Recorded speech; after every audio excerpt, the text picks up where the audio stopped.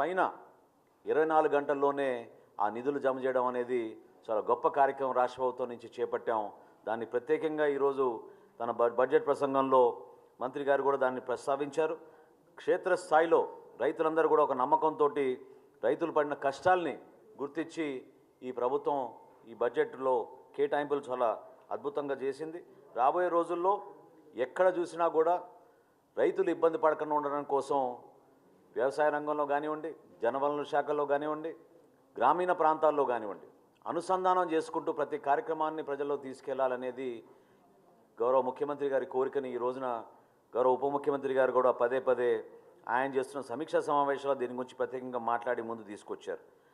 అదేవిధంగా పవన్ కళ్యాణ్ గారు గతంలో పిఠాపురం నియోజకవర్గంలో ఎన్నికల ముందు ఆయన ఎన్నికల ప్రచారంలో సందర్భంగానే కాకుండా అంతకుముందు కూడా ఆ గ్రామాలని సందర్శించి పట్టు పరిశ్రమకు సంబంధించిన రైతులు ఎవరైతే కష్టాలు ఎదుర్కొంటున్నారో వాటిపై